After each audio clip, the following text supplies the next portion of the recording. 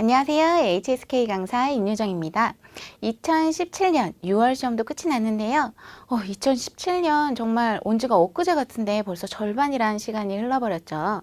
열심히 공부하신 만큼 이번에는 상급, 좋은 성적을 거두시길 희망하겠습니다. 저와 함께 이제부터 총평후기 특강 진행하시면서 내가 어떤 부분이 부족했는지 채워가실 수 있는 시간이 되셨으면 좋겠습니다. 우선은 종합적 난이도 분석부터 해볼 텐데요. 듣기는 예전에도 그랬죠. 항상 그랬듯이 듣는 대로 그대로 답을 체크할 수 있는 경우가 많았고요. 3부분, 4부분에서는 좀 예전보다는 조금 더 많이 한 3, 4문제 정도 좀 유추형 문제가 조금 출제가 되었죠. 근데 그렇게 많이 어렵진 않았던 것 같아요. 3부분 같은 경우에서 제가 가장 기억에 많이 남는 거는요. 여자가 그런 말을 했어요.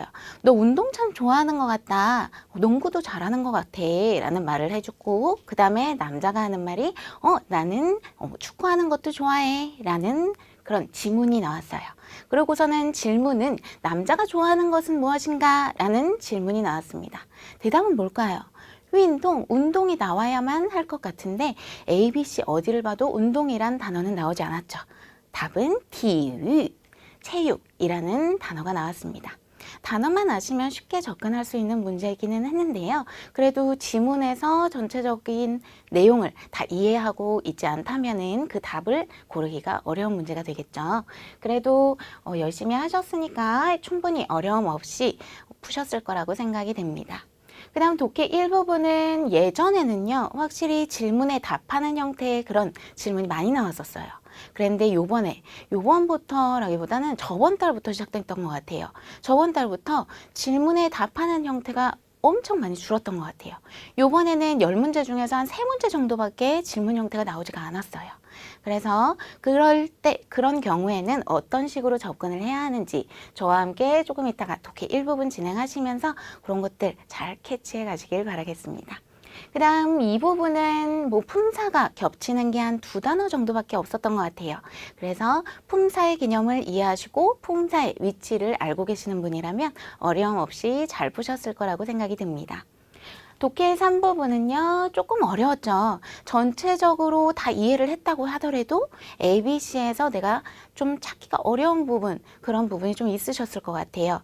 그래서 제가 조금 어려웠다고 생각되는 부분들을 몇 개를 뽑아가지고 저와 함께 풀이해 보도록 할 테니까요. 어떤 식으로 접근을 해야 하는지 열심히 공부해 주시길 바라겠습니다. 그 다음 쓰기 1부분은 요번에는 비교적 좀 기본 문형을 다루는 그런 문제들이 많이 출제가 되었죠. 그래서 기본 문형을 잘 알고 계셨다면 충분히 문제없이 푸셨을 것 같고요. 독해 2부분 같은 경우에도 평소와 비슷하게 두 단어를 가지고 두 개의 글자를 가지고 한 단어의 뜻을 가지고 있는 것 중에서 한 글자만 내가 캐치해서 잘 예쁘게 적어주시면 되는 문제가 한 3문제 정도. 그 다음에 부사는 하나만으로도 단독적으로 뜻을 가지고 있을 경우도 많죠. 그런 문제가 한 2문제 정도 출제가 되었어요. 근데 제가 난이도를 대폭 올리지 않은 이유는요. 우리가 독해 공부를 평소에 하시다 보면 자주 볼 수 있는 그런 단어들이 다 나왔기 때문에 충분히 어려움 없이 푸셨을 거라고 생각이 듭니다. 전체적인 이번 달 시험 난이도는요, 그렇게 많이 높지는 않았어요. 저번 달과 비교했을 때는 조금 높아진 거는 좀 있지만 독해 같은 부분, 이런 부분은 조금 높아진 감이 있기는 하지만 그래도 전체적으로는 어렵지 않았다라고 평을 내릴 수 있을 것 같습니다. 이제 본격적으로 독해 1부분 시작을 해보겠습니다. 아까도 말씀드렸듯이 여기에는 그래도 두 개나 의문문 형태가 나왔죠. 의문문부터 소거해 가는 방식으로 문제를 접근해 보겠습니다. A부터 菜单呢 메뉴판은 我们再点一个羊肉吧 무슨 뜻이에요? 우리는 더 주문을 하자 하나의 양고기를 이라는 표현이 되겠죠. 더 주문하자라는 표현이 나왔어요. 그거에 대한 답은 뭐여야 될까요? 나 필요 없어, 나 배불러. 혹은 좋아, 뭘 시키자 라는 표현. 그런 표현 답이 있는지 확인을 해볼게요. 错的地方 우선 앞부분부터 한번 쭉 훑어볼게요. 틀린 부분은 이라는 표현이 나왔어요. 요리를 주문하자고, 음식을 주문하자고 했는데 틀린 부분은 어쩌고저쩌고 하는 건 좀 아니겠죠. 밑에 거 볼게요. 不要了 무슨 뜻이에요? 필요 없어요 라는 표현 충분히 할 수 있는 대답이 될 것 같아요. 요거 한번 조금 이따가 보기로 하고요. 나머지 확인을 해볼게요. 不好意思, 죄송합니다 라는 표현이 나왔어요. 뒤에 것까지 살짝 봐야 될 것 같아요. 我刚才唱错了. 창은 동사로 부르다 라는 뜻을 가지고 있죠. 주문에 대한 표현이 나왔는데 부르다 라는 표현은 좀 아닌 것 같아요. 이것도 아닌 것 같고요. 49번은 그냥 딱 보기만 해도 이런 거 잘 보이시나요? 8元6角05分. 요거 무슨 표현이에요? 元角分이런 표현. 중국의 화폐 단위를 세는 그런 양사들이죠. 그렇기 때문에 뭔가 계산과 관련된 용어가 나와야 될 것 같아요. 그렇기 때문에 이것도 아닌 것 같고요. 50번 好久没见到太阳了. 아주 오랫동안 태양을 못 봤다. 뭔가 날씨에 대한 얘기가 나올 것만 같아요. 그렇기 때문에 주문과는 상관이 없으므로 47번이 제일 가능성이 많겠네요. 한번 해석을 해볼게요. 不要了, 필요 없어요. 这碗米饭. 이 그릇에 米饭, 밥이라는 뜻이죠. 쌀밥. 我都吃不完了. 무슨 뜻이에요? 나는 다 완벽하게 먹을 수가 없다. 먹는 게 불가능하다 라는 뜻이 되겠죠. 그렇기 때문에 아주 적합한 표현 47번의 답은 A가 되겠습니다. 주문을 하겠다고 하고 필요 없어요. 나는 배불러요. 더 이상 못 먹겠어요. 라는 표현이 나오는 거 적합하죠. 다음 질문을 한번 찾아볼게요. 不好意思, 죄송합니다. 我刚才唱错了. 唱错了가 무슨 뜻이라 그랬죠? 노래를 부르는데 결과보로 错, 잘못되다 라는 표현을 썼으니까 제가 잘못 불렀어요 라는 표현이 될 거예요. 그 다음 能再给我 나에게 줄 수 있습니까? 一次机会吗? 한 번의 기회를 다시 한번 줄 수 있으십니까? 라고 표현을 하고 있죠. 그렇기 때문에 요것과 노래를 부르다 라는 단어와 그 다음 한 번의 기회를 더 주시겠습니까? 에 대한 대답인 표현을 찾으면 될 것 같아요. 한번 볼게요. 好的, 알겠습니다 라는 표현이 나왔어요. 알겠습니다. 충분히 할 수 있는 말이죠. 뒤에 거 살짝 더 볼게요. 그러나 我只有一张. 나는 오직 가지고 있습니다. 한 장에 100块的了. 100원짜리 한 장만 가지고 있습니다. 100원짜리 이런 거 화폐 단위를 뜻하죠. 화폐 단위가 보인다면 뭔가 계산이랑 관련이 있는 표현이라는 거. 그래서 노래 부르다와는 전혀 상관이 없게 되겠죠. 다음 거 한번 볼게요. 你的作业, 당신의 숙제라는 표현이 나왔어요. 노래 부른다, 숙제와는 단어가 연관성이 전혀 없죠. 그렇기 때문에 넘어가고 D 볼게요. 最近 최근에 天气真不好. 무슨 뜻이에요?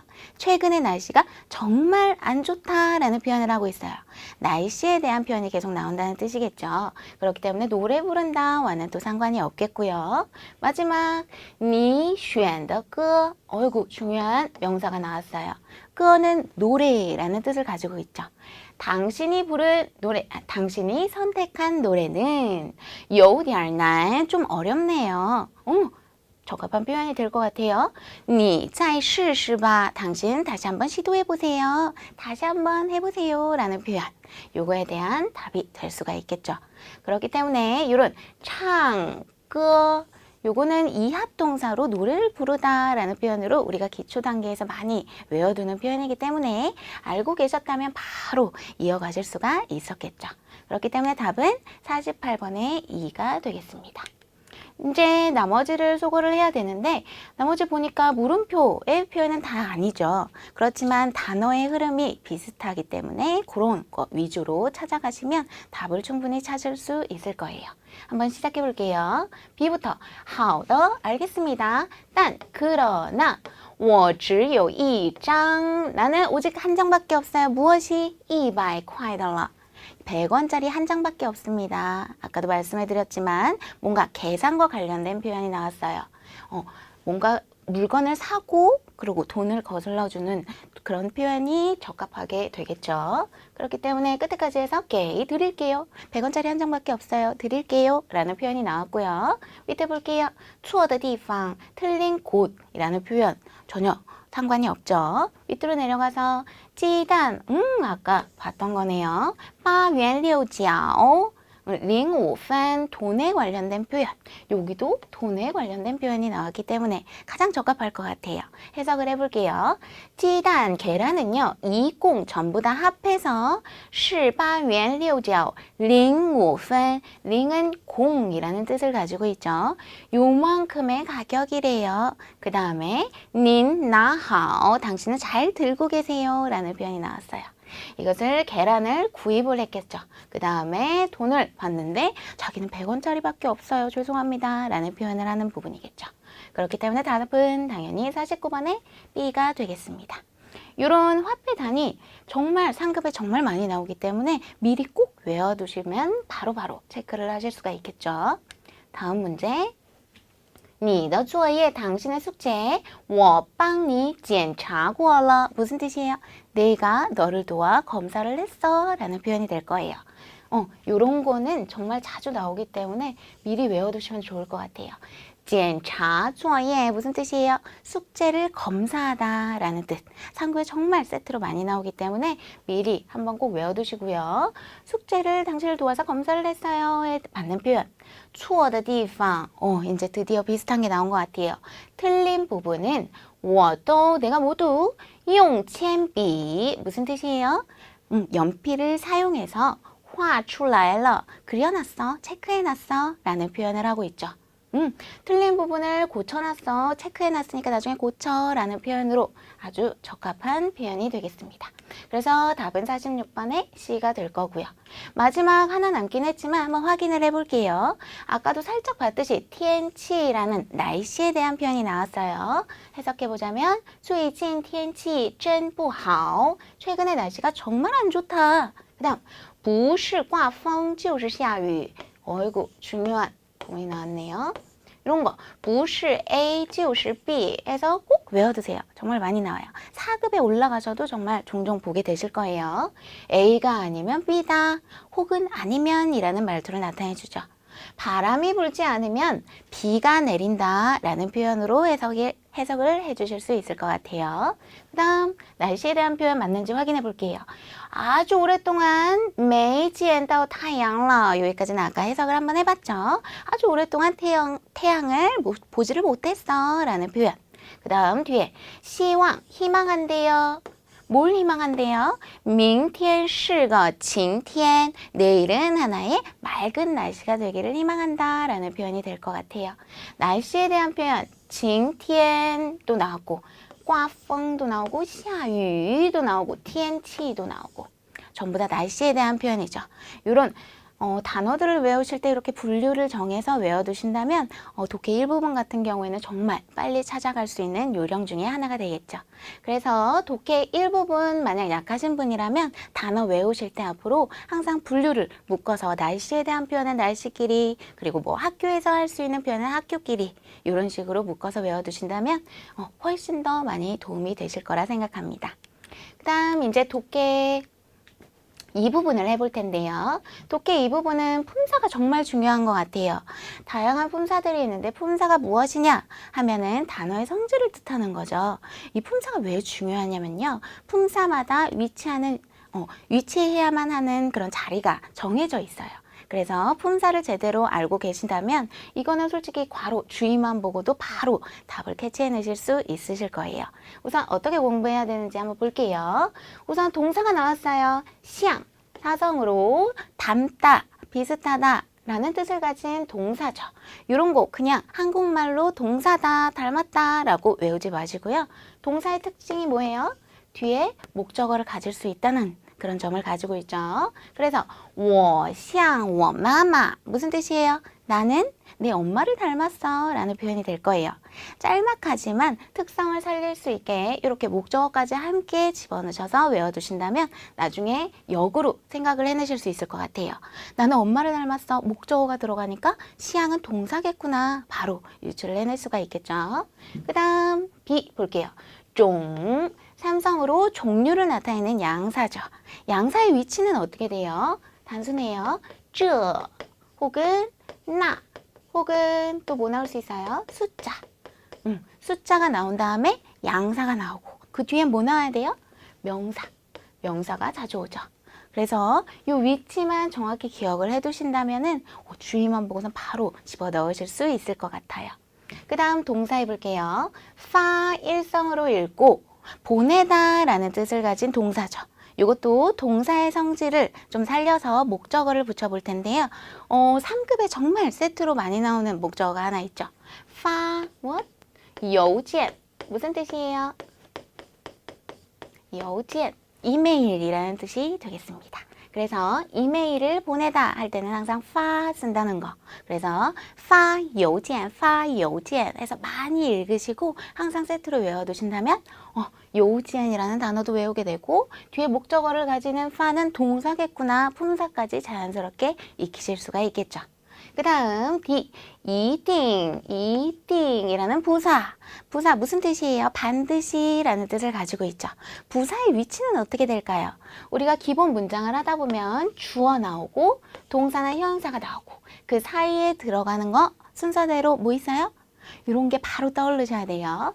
부사, 조동사, 개사. 우선 중국어로는 개사라고 부르지만 한국말로는 전치사라는 뜻을 가지고 있죠. 그래서 주어랑 수어 사이에는 부조개 온다는 거 기억을 꼭 해두시고 이띵이라는 부사는 여기 위치해야 한다는 거 가지고 기억을 해두시길 바라겠습니다. 그 다음 마지막 단어 볼게요. 为了라는 전치사. 전치사는 정말 중요해요. 전치사는 단독으로 절대 혼자 나오지 않아요. 뒤에 명사랑 묶여서 항상 구를 이뤄서 나올 거예요. 전치사의 위치는 어떻게 된다? 아까도 말씀드렸다시피 요거 개사가 전치사, 그 전치사 구가 여기로 들어가 주면 되겠죠. 근데 한 가지 중요한 게 있어요. 为了무엇을 위해 라는 뜻을 가진 요 전치사는요. 여기 위치에서 들어갈 수도 있지만 문장 아예 앞으로 튕겨져 나와서 나는 무엇을 하기 위해서 한 다음에 콤마 찍고 그 다음에 주어, 동사, 목적어 형태로 나오는 경우도 굉장히 많다는 거. 우리가 상급 독해로 공부하시다 보면 이런 문장을 굉장히 많이 접할 수가 있을 것 같아요. 한국말로 예를 들어보자면 다이어트를 하기 위해서 살을 빼기 위해서 나는 매일 아침에 걷는 연습을 한다. 이런 것들. 뭐뭐 하기 위해서라는 거 먼저 내뱉고 그 다음 콤마 찍으시고 SVO의 형태를 자주 가진다는 거. 요거까지 해서 전치사는 요 두 가지 위치만 기억을 해주신다면 나중에 웨일러에 들어갈 자리는 콤마 캐치를 해내실 수 있을 것 같아요. 그래서 51번부터 이제 본격적으로 들어가 보겠습니다. 你知道 너는 알고 있니? 라는 표현이 나왔어요. 전체적으로 쭉 긴 목적어가 나올 수 있는 서술성 목적어 중에 하나죠. 당신은 알고 있습니까? 무엇을 알고 있는지 안으로 들어가 볼게요. 괄호가 시작됐어요. 앞 뒤에 있는 거는 한번 볼게요. 주어, 这라는 지시 대명사가 나왔어요. 이거부터 뭔가 눈치가 점점 잡혀야 돼요. 这,那, 숫자 나올 수 있다는 거. 그 다음 뒤에 무언가가 들어가고 슈, 명사까지 완벽하네요. 이 사이에 들어갈 건 뭐예요? 양사가 들어가줘야겠죠. 답은 양사 하나밖에 없는 B가 될 거고요. 这种树 이러한 종류의 나무는 叫什么名字 뭐라고 불리는지 알고 있니? 라고 해석을 해주시면 되겠습니다. 그 다음 52번 한번 볼게요. 这孩子的眼睛和嘴 무슨 뜻이에요? 이 아이의 눈과 입이라는 표현이 나왔어요. 이게 주어가 될 거고요.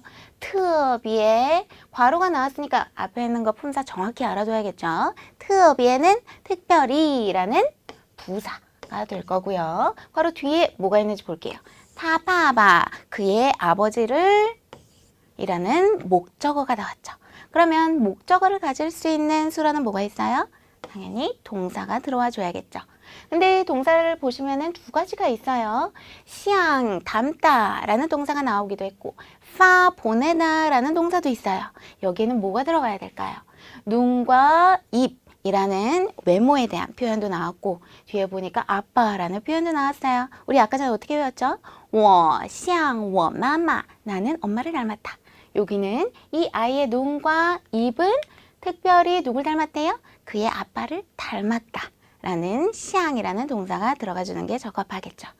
그 다음 53번 한번 볼게요. 왕슈슈, 왕슈슈는 주어로 왕삼촌, 왕아저씨라는 뜻을 가질 수 있을 것 같고요. 뒤에 볼게요. 괄호 뒤에는 라이라는 동사 나왔고 더 살짝 뒤를 보면 电子邮件이라는 이메일이라는 목적어까지 나와줬네요. 그렇다면 이 사이에 들어갈 건 뭐예요?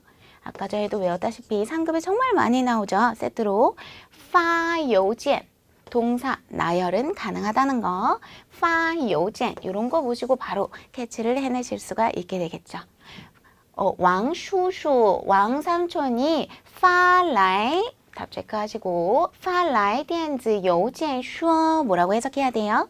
보내온 이메일에서 말씀하시길. 그 다음 환영한대요. 무엇을 환영한대요? 我们都去 우리가 모두 가는 것을 환영한다고 말씀하셨어 라고 해석을 해주시면 되겠죠. 그래서 품사 꼭 기억해 주시고 괄호 주의 보면서 답을 넣어주시는 연습 2개만 더 해볼게요. 别难过了 슬퍼하지 마, 뭐뭐 하지 마라 라는 뜻의 别 그다음 我相信 나는 믿는데요.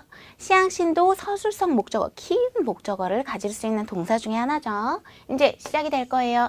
S 시작해볼게요. 나는 믿는데요. 무엇을? 당신이 下次 괄호 나왔어요. 뒤에는 뭐 있어요? 能 이라는 조동사가 나왔네요. 할 수 있다 라는 뜻을 가진 조동사가 나왔어요. 주어 나오고 조동사 나왔어요. 사이에 들어갈 수 있는 건 부조개 순이니까 당연히 부사가 들어가야겠죠. 부사 다행히 하나밖에 없으니까 대입하고 해석을 해볼게요. 你下次一定能考第一 무슨 뜻이에요? 당신이 다음번에 반드시 1등, 시험에서 1등을 할 수 있을 것이라고 나는 믿는다 라고 해석을 해주시면 되겠습니다. 그 다음 55번 해볼게요. 아까도 말씀드린 것 같아요. 문장 앞에 튀어나왔어요. 문장 앞에 튀어나온 하나, 为了 무엇을 하기 위해서 하나 나왔으니까 우선 대입을 하고 체크를 해볼게요. 이게 전부 다 전치사 구가 되겠죠. 해서 为了了解国家大事 무엇을 하기 위해서예요? 국가의 큰일, 나라의 큰일을 이해하기 위해서. 그 다음 뭐 한대요? 爷爷 할아버지는 每天都会看 보신대요. 무엇을? 报纸 매일 할아버지는 신문을 보신다라는 표현이 되겠습니다. 그래서 为了 같은 전치사의 위치 정확히 기억을 해주시면 요거 문장 앞에 딱 나온 거 보시고 쉼표 보시고 SVO 발견을 하신다면 바로 집어넣으실 수가 있겠죠. 그래서 독해 이 부분을 빨리 푸는 요령은요. 품사를 절대적으로 아시는 게 중요할 것 같아요. 단어 처음부터 외우실 때 뭐 3급을 이런 식으로 공부를 안 하셨다고 하더라도 나중에 4급에도 똑같은 유형이 있기 때문에 이런 거 잘 기억해 두셨다가 지금부터라도 그렇게 연습을 해주시길 바라겠습니다. 독해 3부분 시작해 보겠습니다.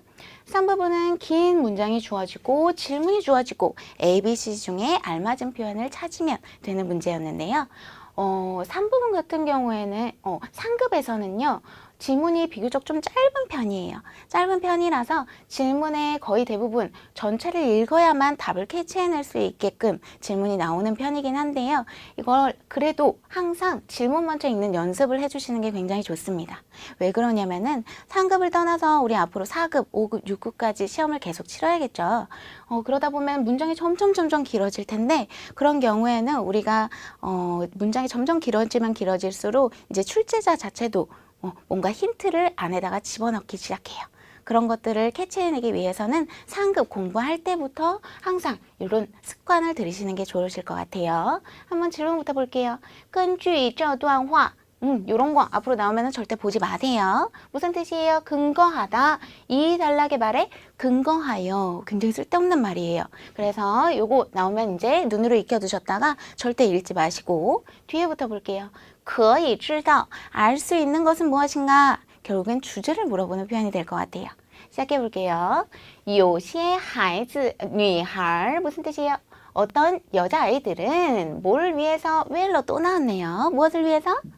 能瘦一点儿 좀 더 날씬해지기 위해서. 이게 전부 다 전치사 구가 되겠죠. 그 다음 뒤에 不怎么吃饭不怎么이게 종종 상급에 많이 출연을 하는데요. 이게 무슨 뜻인지 하나하나 해석을 하지 마시고 앞으로 이렇게 한 단어처럼 인식을 해주세요. 별로 그다지 뭐뭐하지 않다라는 뜻이라는 거 해석해 볼게요. 不怎么吃饭 밥을 그다지 먹지 않는다라는 표현이 되겠죠. 그 다음 只吃点苹果或者香蕉 오직 뭘 좀 먹는데요.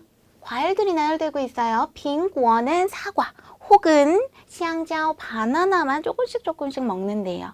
그 다음 其实 사실은요. 这样 이렇게 하면 不但 이거 무슨 뜻인지 모르시면 안 되겠죠. 근데 이게 뜻만 아실 게 아니라 이렇게 세트도 항상 기억을 해주세요. 不但이 나오면 뒤에 뭐가 자주 따라 붙어요? 而且 요것들 꼭 기억해 주시고 앞으로 부탄 보시면은 체크해 두시고 짝꿍을 한번 찾아보세요. 而且 이 작업을 왜 꼭 해야만 하냐라고 하시면 요거 한번 보세요. 부탄 而且 뭐뭐할 뿐만 아니라 게다가 뭐뭐도 하다라는 뜻을 가지고 있는데요. 이게 3급 같은 경우에는 이 사이에 들어가는 문장이 비교적 짧은 편이죠. 근데 나중에 이제 점점 보면 볼수록 안에 있는 내용이 되게 길어질 거예요. 심지어는 쉼표가 몇 개 들어가는 것도 있을 거예요. 그런 경우를 대비해서 요거를 짝지를 갖다가 알고서는 바로 체크를 해주신다면 아, 얼치의 앞에까지가 부탄의 영향권에 있겠구나. 바로 캐치를 해낼 수가 있겠죠. 이래야만 더 해석도 빨리빨리 하실 수 있기 때문에 꼭不但 나오면 而且 찾아서 체크를 해두시고요. 해석을 한번 해볼게요. 不但不一定能瘦下来 무슨 뜻이에요? 반드시 날씬해져 가는 건 아니게 될 뿐만 아니라 그 다음 而且 게다가 对身体 몸에 또한 也不好 좋지가 않다라는 표현이 될 것 같아요. 그 다음 마지막 한 부분 很不健康 아주 건강하지가 않다라는 표현이 마지막 문장이 되겠습니다. 해서 이제 답을 찾아볼 텐데요. 要多吃鸡蛋 鸡蛋이 무슨 뜻이에요? 계란이란 뜻이 될 거예요. 계란을 많이 먹어야 한다라는 표현 있었나요? 계란에 대한 표현은 전혀 없었어요. 그래서 이건 아닐 거고요. 그 다음 面条不好吃 무슨 뜻이에요? 面条은 면이나 국수라는 뜻을 가지고 있죠. 국수는 맛있지가 않아요. 맛없어요 라는 표현. 면에 대한 표현은 전혀 나오지가 않았죠. 그렇기 때문에 이것도 아닐 거고 마지막 只吃水果不健康 水果 이거 아까 어디서 본 것 같죠? 苹果或者香蕉 과일들이 나열이 됐어요. 여자아이들은 오직 조금 먹는데요. 사과나 바나나 같은 것들 과일들만 조금 먹는다고 했으니까 요거 맞는 표현이고 뒤에 있는 不健康이라는 표현도 마지막에 그대로 나오게 되죠. 그렇기 때문에 답은 C. 오직 과일만 먹는 것은 건강하지가 않습니다. 라는 표현이 답이 되겠습니다. 다음 한 문제 더 볼 텐데요.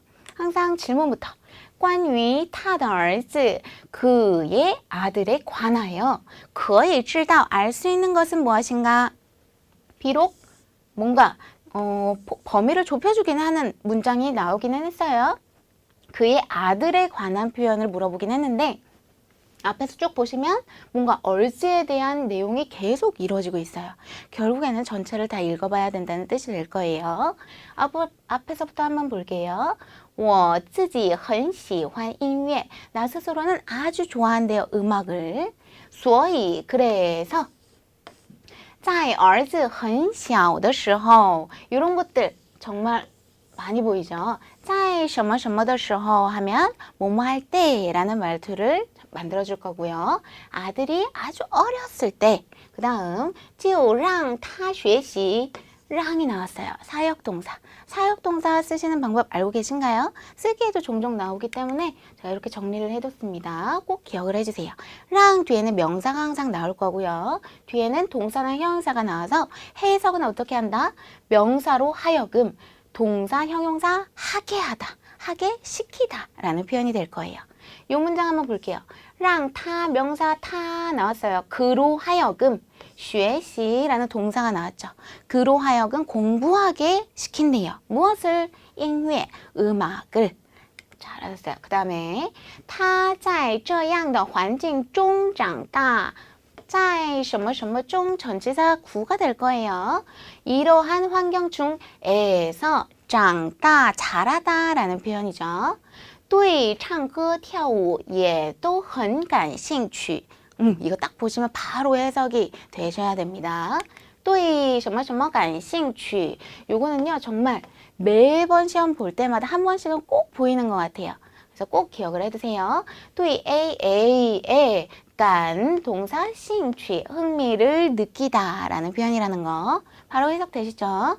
对唱歌跳舞 노래 부르는 것과 춤을 추는 것에 흥미를 아주 많이 매우 느낍니다 라는 뜻으로 해석을 금방 해주시면 바로 답을 찾을 수가 있겠죠. 볼게요. 很聪明 아들이 똑똑하다 라는 표현 어디 있었나요? 똑똑하다 라는 표현은 없었어요. 요건 아닌 것 같고요.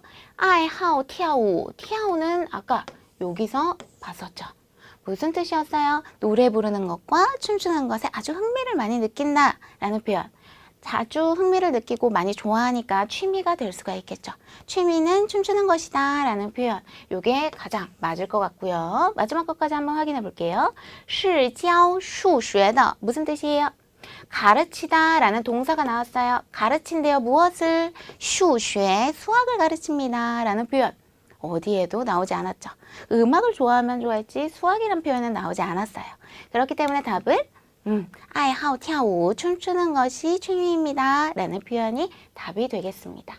해서 독해 3부분을 빨리 풀 수 있는 방법은요. 단어를 많이 알고 있는 것도 정말 중요하지만 이런 것들 뭐 뚜이, A, 간싱쥐 혹은 이런 사역동사라든지 아까 전에 했었던 부단, 얼치에 이런 접속사 세트들을 미리 외워두신다면 해석을 정말 빨리 해내실 수 있는 요령이 되실 것 같아요. 그래서 이런 부분 중점으로 독해 연습을 많이 해주시길 부탁드리겠습니다. 네, 여기까지가 독해 제3부분이었고요. 이제 쓰기를 한번 해보겠습니다. 아까도 말씀드렸듯이 쓰기 이번 1부분에서는 기본 문장을 다루는 그런 문제들이 많이 나왔기 때문에 우선은 동사수러문부터 쉬운 거부터 한번 확인해 보도록 하겠습니다. 동사수러문은 항상 나오는 문제 중에 하나죠. 주어 나오고 서술어 중에서도 동사가 나온다는 거. 동사의 특징은 뭐예요? 뒤에 목적어를 가져줄 수 있다는 거까지 해서 한번 문제로 들어가 볼게요. 세 덩어리밖에 없어요. 한번 확인을 해본다면 화러는 무슨 뜻이에요? 동사로 쓰다 라는 뜻을 가지게 될 거고요. 화 동사로 쓰다 라는 뜻을 가졌을 때는 시간을 쓰다. 花时间 돈을 쓰다. 花钱이라는 표현으로 항상 상급에 나오죠. 그렇기 때문에 뒤에 한번 볼게요. 돈이나 시간에 대한 표현이 있는지 확인을 해볼게요. 딱 보니까 콰이라는 화폐의 단위가 나왔네요. 그렇다면 이게 목적어가 될 거예요. 썼대요. 얼만큼? 요만큼의 돈을 썼다라는 표현이 우선 될 거고요. 하나가 남았다면 이게 명사가 맞다면 주어일 가능성이 높겠죠. 확인을 해볼게요. 我家的空调 우리 집에 에어컨이라는 명사가 나왔네요. 그렇다면 동사 나왔고 목적어 나왔으니까 요 명사는 주어가 되겠죠. 나열만 해주신다면 우리 집에 에어컨은 썼대요. 22,000块 11,000원을 썼다라는 표현이 되겠습니다. 그래서 이런 경우에는 정말 좀 쉬웠죠. 주어, 동사, 목적어만 정확히 뜻을 아신다면 바로 나열이 가능한 문제가 되겠습니다. 이제 동사수러문 하나 더 볼 텐데요. 이 동사수러문 같은 경우에는 주어, 동사, 목적어를 찾는다 그래도 나머지 남는 것이 2개나 있었어요. 그래서 우선 어떻게 해결해야 할지 한번 볼게요.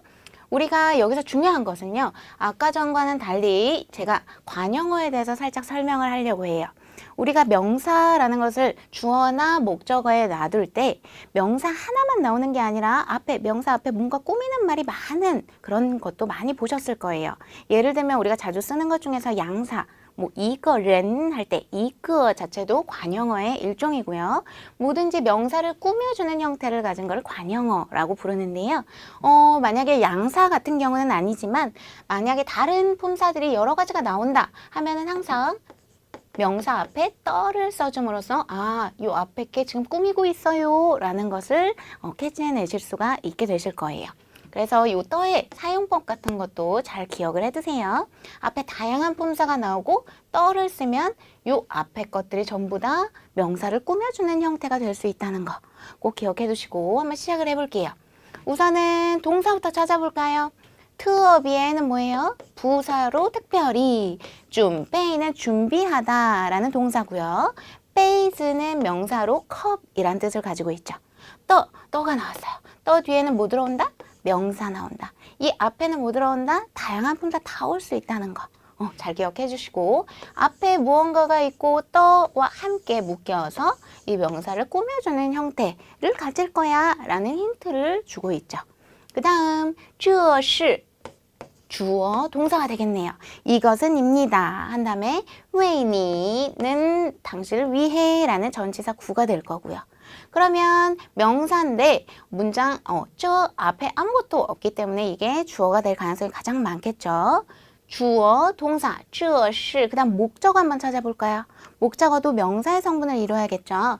这是 이것은 입니다. 무엇? 베이즈 명사 하나밖에 없죠. 이것은 잔입니다. 컵입니다. 라고 우선 중심을 잡아주시고요. 이제 나머지 두 개가 남았어요. 아까도 말씀드렸다시피 떠 뒤에는 명사니까 목적어 앞에다가 떠를 넣어주시면 되겠죠. 떠 베이즈. 그 다음에 하나 남은 거. 비록 부사나 동사로 이루어져 있지만 떠 앞에는 다양한 품사들이 올 수가 있겠죠. 그렇기 때문에 떠를 요 사이에 넣고 요거를 다 묶어버리시면 답이 되겠죠.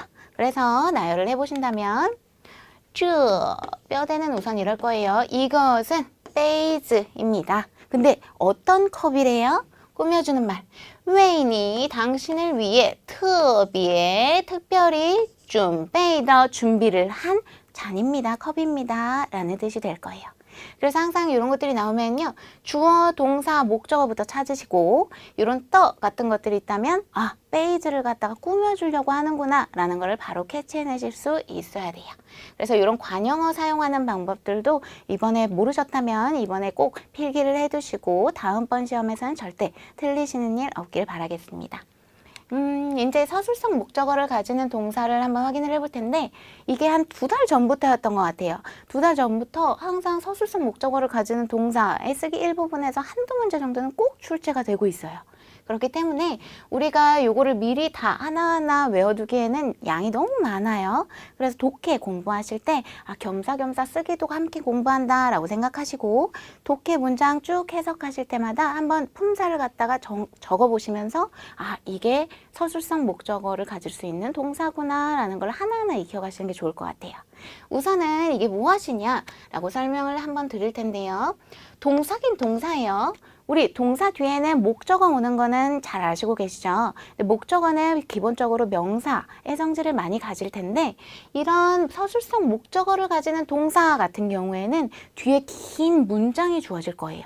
뒤에 긴 문장이 전부 다 목적어로 묶이는 형태를 가지는데 이게 되게 어려운 것 같지만 사실상 우리가 되게 많이 자주 볼 수 있는 문장 중에 하나입니다. 예로 우선 한번 설명을 드릴게요. 我觉得 내 생각에는 하고 얘기가 나왔어요. 목적어를 찾아야 되는데 나는 생각한대요. 이렇다고 전부 다 묶여서 목적어. 어떤 성분이에요? 那个人 또 안에 주어가 나오고 很不错 라는 형용사가 또 나오죠. 서술성 목적어를 가지는 동사 해서 觉得는 이런 동사라는 거. 잘 기억을 해두세요. 그래서 서술성 목적어를 가지는 동사라고 해서 너무 길다 싶으면 길게 뭔가 주술목 혹은 주어나 뭔가 수어 같은 거만 나올 수도 있다는 거 해서 명사만 나오는 게 아니라 긴 그런 문장이 나올 수도 있다는 거 잘 기억을 해두신다면 금방금방 익히게 되실 거예요. 제가 여기에 나온 거는 자주 출제가 되는 그런 단어들을 모아놨어요. 记得 기억하다 상급이 정말 많이 나오죠. 그 다음 觉得는 일상적으로 많이 쓰는 말이고 뭐뭐라고 생각하다. 打算은 무슨 뜻이에요? 뭐뭐할 계획이다 라는 뜻. 그 다음 想 생각하다 라는 동사죠.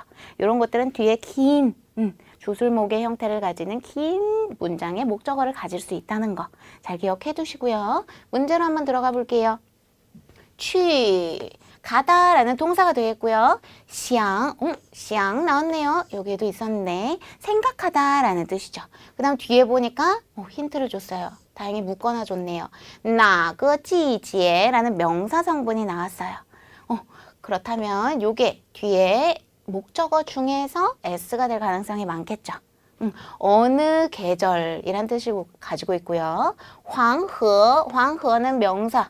고유명사죠. 중국의 황하강이라는 강의 이름일 거고요. 그다음 왈, 놀다라는 상급 동사, 놀다라는 뜻. 그다음 얘가 주어가 되겠네요. 당신은 부터 시작하게 될 거예요. 당신은 한 다음에 서술성 목적어를 가지는 동사가 1번이 돼야겠죠. 동사 1번이 되셔야겠죠. 그래서 니想 묶이게 될 거고요. 그 다음 목적어 안으로 들어가서 주어, 동사, 동사에 맞는 취황허, 황하에 가서 놀려고 생각하니? 라고 물어보는 표현이 될 것 같아요. 정확히 보면서 한번 체크를 해볼게요. 니想 이렇게 묶일 거예요. 해석을 해보자면 어느 계절에 哪个季节去黄河玩 황하강에 가서 놀려고 생각 중이니? 라는 뜻으로 의문문까지 적어주신다면 완벽한 문장이 되겠죠. 그래서 이런 것들 서술성 목적어를 가지는 동사들은요. 저저번 달부터 계속 출제가 되었기 때문에 이 총평특강 전전편까지 다시 한번 보시면서 몰랐던 부분은 항상 외워두시고 공부해 주시면 좋을 것 같아요. 다음 문제를 한번 볼 텐데 75번 같은 문제는요. 아까 전에 제가 말씀드렸던 서술성 목적어를 가지는 동사도 나오고요. 목적어가 길게 나오는데 목적어 안에서 또 이런 문법이 들어갔어요. 그래서 이거를 알고 계셨다면 좀 풀기 쉬우셨겠지만 모르셨다면 좀 많이 헤매셨을 것 같아요. 어려운 문제가 나왔어요. 한번 볼게요. 두 개의 목적어를 가지는 동사에서 슈앙빈 동츠라고 하는데 보통 짧게 말해서 이중 목적어라고 말을 또 하기도 해요. 이중 목적어라고 하면 되게 쉽죠. 목적어가 이중으로 가질 수 있는 그런 동사들을 뜻해요. 게, 주다, 찌아오, 가르치다, 송, 선물로 주다. 그 다음에 가우수, 알려주다, 원, 묻다 라는 이런 상급에서 아주 자주 볼 수 있는 동사들이 자세히 보시다 보면 목적어가 두 개 연달아서 가지는 경우를 굉장히 많이 보게 되실 거예요. 그래서 이것만 기억하세요. 목적어 1번.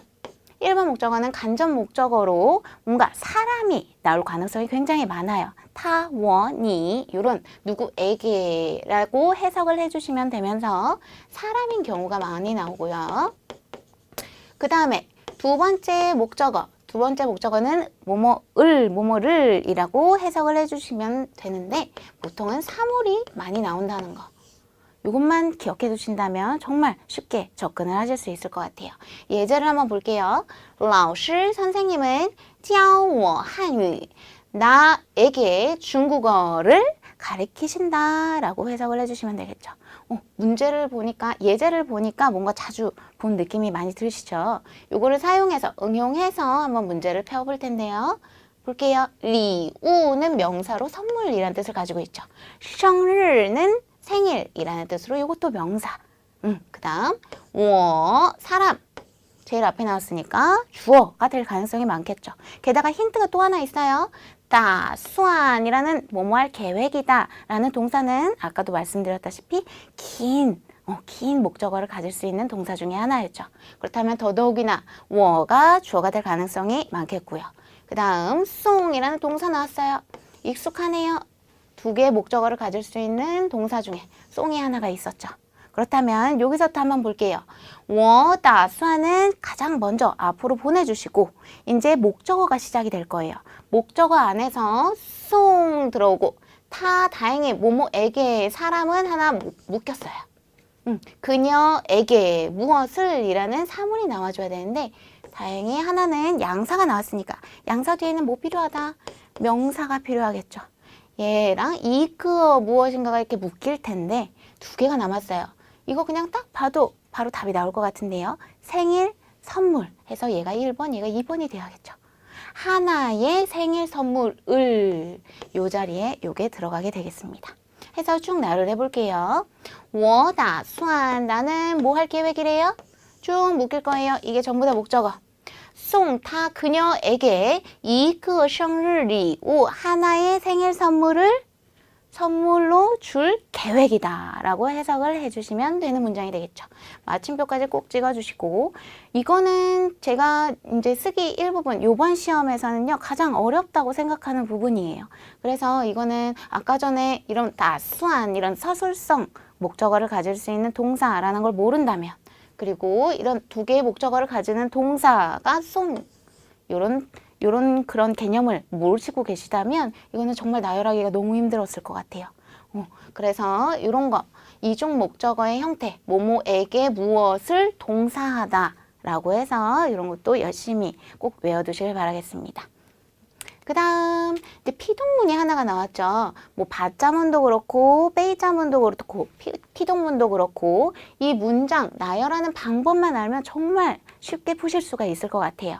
근데 이걸 모르셨다면 좀 힘드셨겠지만 모르셨다고 하더라도 이거는 앞으로 뭐 4급뿐만 아니라 5급, 6급에도 계속 그냥 흔히 나오기 때문에 꼭 익혀두셔야 될 부분 같습니다.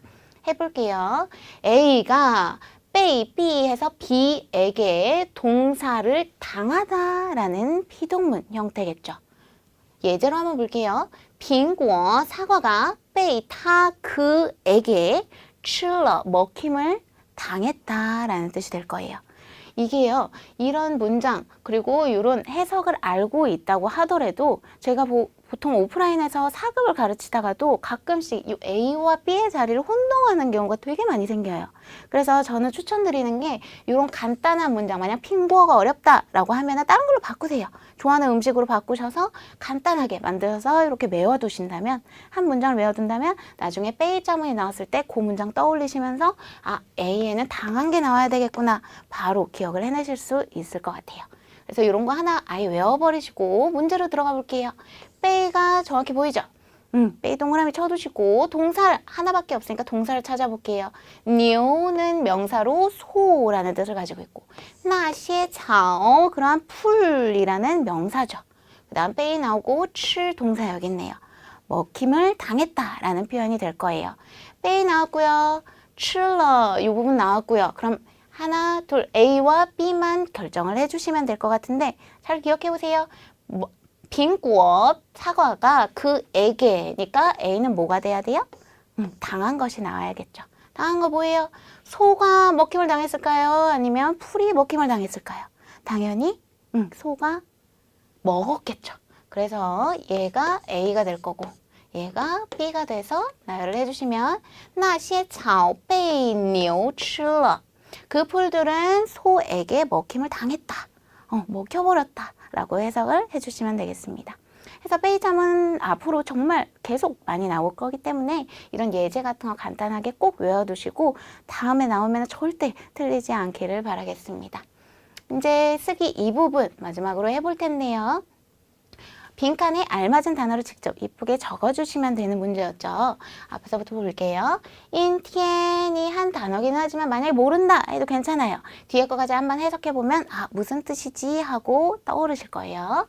인티엔 더晚上 저녁에는요. 可能见不到月亮 볼 수가 없을 거래요. 달을.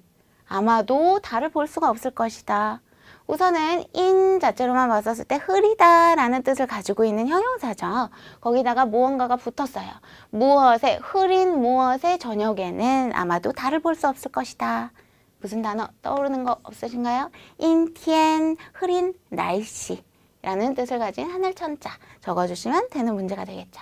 그 다음 77번 世界上 세상에 有 있대요. 一种没有脚的鸟 이런 새가 있대요. 안으로 들어가서 무슨 새인지 볼게요. 일종의 발이 없는 새가 있다라고 해석을 해주시면 되는 문장이 되겠고 뒤에 볼게요. 这是 이것은 真的吗 해서 이게 전부 다 목적어가 될 것 같아요.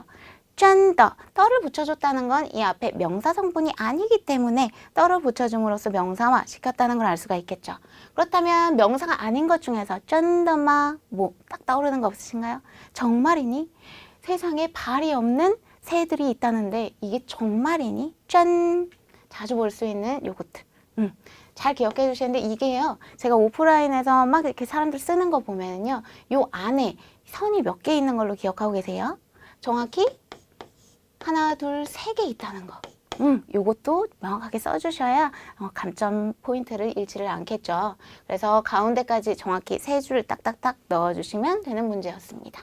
그리고 다음, 那辆马 마츠가 나왔어요. 량은 아주 중요한 힌트가 될 것 같아요. 바퀴가 달린 차량을 세는 양사죠. 그 바퀴 달린 차량의 마츠 이것을 세는 이것을 세는 양사가 될 텐데요.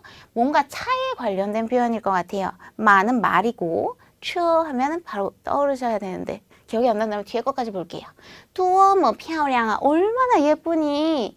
이 한 대의 무엇이 말 모시기가 얼마나 예쁘니. 그 다음 뒤에 真想上去坐一坐坐一坐 이거 무슨 뜻이에요? 동사로 앉다라는 뜻도 가지고 있지만 량을 봤었을 때 차라는 거를 떠올릴 수 있으니까 이거는 타다라고 해석을 할 수 있겠죠. 더 명확하게 바퀴 달린 무언가, 차의 종류를 나타내고 있다는 걸 알기 때문에 마추 차자 바로 들어가주면 되는 문제가 되겠죠. 정말 올라타고 싶다라는 표현이 될 것 같아요. 그 다음 79번 나는요 동의를 한대요. 근데 앞에 뭐가 있어요? 不同意 뭔가 아니 불자가 떠오르시지 않나요? 뒤에 거부터 한번 볼게요. 你必须 너는 반드시 先完成作业 완성作业 또 나왔네요. 아까 전에도 한번 봤었죠. 세트로 정말 많이 나오기 때문에 그냥 아예 외워버리세요. 숙제를 완성을 먼저 해야만 비로소 才能去看电视 비로소 TV 보러 갈 수 있어 라는 표현이 되겠죠.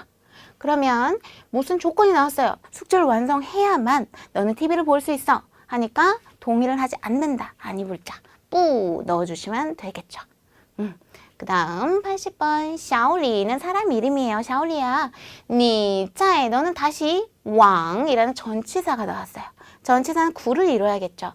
王中间 동사 나오기 전까지 묶어주시고 站一点 약간 좀 이쪽으로 서 라는 왕, 뭐뭐를 향해 라는 뜻이 될 것 같아요. 뭐뭐를 향해니까 뒤에는 뭔가 방향과 관련된 표현이 나와야겠죠.